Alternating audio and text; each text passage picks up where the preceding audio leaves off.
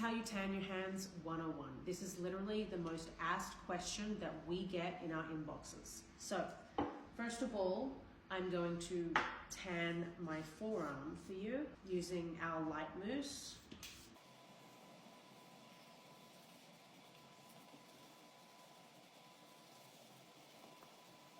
Forearm is done, I'm going to move on to the hands. You don't want to pump more mousse onto the mitt because your hand is such a small area and hands should always be kind of one shade lighter than your arm.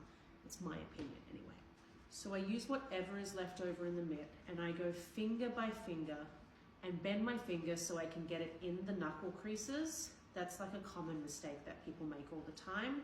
Make sure you get the webbed area between your fingers as well. Turn your hand over, make sure you buff out that line.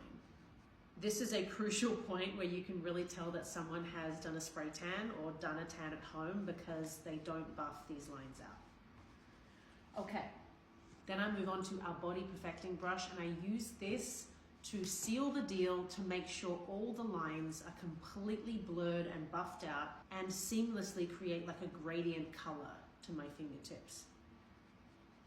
This line here as well, super important. Blend it into the wrist. You can go up and just make sure everything is super smooth.